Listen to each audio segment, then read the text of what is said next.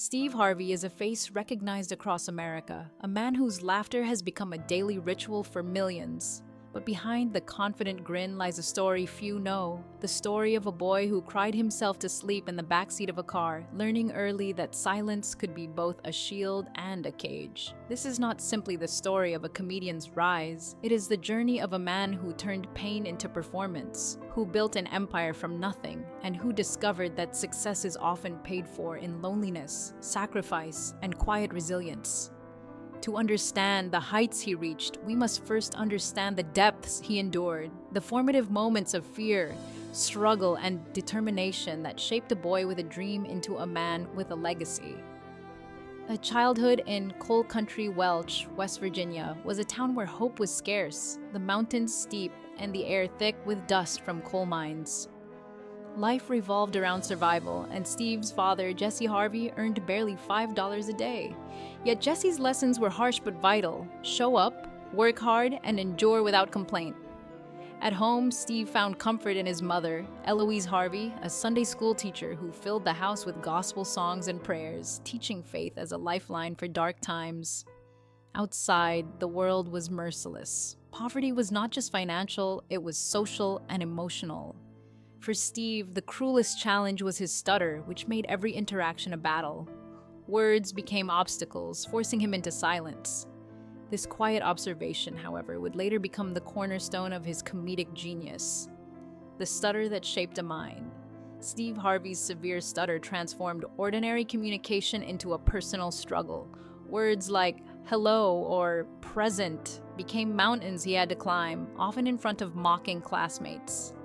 His frustration led him to silence, and in that silence, he became a keen observer of human behavior.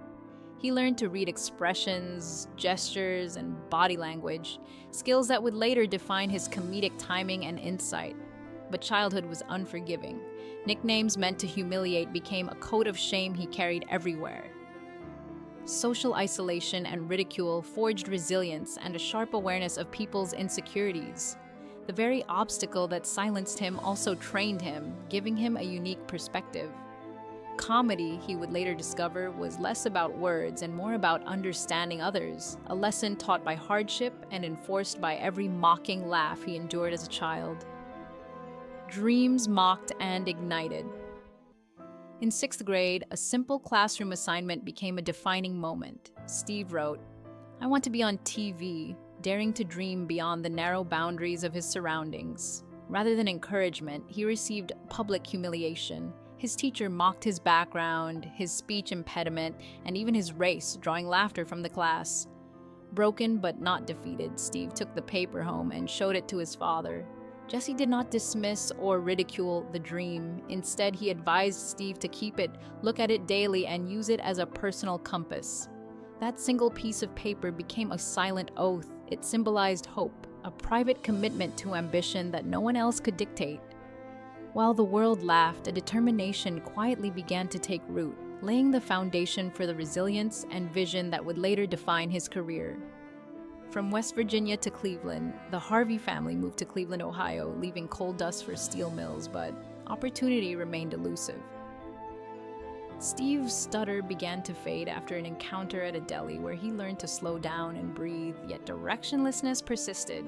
He enrolled at Kent State University but flunked out, then moved from job to job, factory assembly lines, insurance sales, carpet sales, and mail delivery. By his mid-20s, he was recognized as the funny guy, but he had no purpose or path. Marriage and fatherhood brought responsibility, but not security. Every setback reinforced a growing awareness. Talent alone could not build a life. His humor was a survival skill, a shield against mediocrity, but he still sought the stage where his voice could finally matter. The trajectory of his life seemed uncertain, yet every failure was secretly carving the path to something greater. The leap. Comedy as survival. At 27, while many comedians were already established, Steve had yet to find his calling. A friend dared him to try stand-up, though he had no experience, no script, and no knowledge of handling audiences. He walked onto a Cleveland comedy stage with decades of observation stored from years of silence. The moment his feet hit the floor, something shifted. Through the lights, the stutter disappeared. The audience became a mirror for his talent. He won an amateur night contest in October 1985 and made a decision that changed everything. He quit his job. With a wife, twin daughters, and no financial safety net, he chose risk over comfort, hunger over stability. Boldness met resistance, as the world often punishes audacity. Yet the seeds of his eventual empire were planted here, in the willingness to embrace fear and uncertainty in pursuit of a dream. The Ford Tempo Years comedy gigs were inconsistent and poorly paid. Arguments over money fractured his marriage, and Steve eventually found himself alone, with only a small bag of clothes and a 1976 Ford Tempo. Homelessness arrived gradually, each day stripping dignity. Motel stays were rare, so the car became his bedroom, kitchen, and closet. He developed routines for survival: an igloo cooler with bologna and water, gas station bathrooms for hygiene, and a suit he wore each night to feign success. Performing for strangers brought fleeting joy, only to return to the cold, silent car. This period, from 1986 to 1988, tested every ounce of resolve. Yet these hardships refined his perspective, instilled discipline, and strengthened his commitment to the dream. The Ford Tempo was both prison and crucible, a symbol of the price paid for ambition. The pivot, staying relevant. The 2000s brought uncertainty. The sitcom ended and the Kings of Comedy tour wound down. Hollywood saw Steve as a niche talent, leaving him at risk of decline. But he anticipated change. Stand-up alone was limiting. He needed a broader platform. Enter radio. The Steve Harvey Morning Show became a stage for intimate, unfiltered communication. Steve offered advice, shared struggles, and connected deeply with audiences. Laughter was still central, but now it accompanied insight, empathy, and guidance. Through radio, he built a direct relationship with listeners, becoming a trusted voice. Reinvention was not accidental, it was strategic.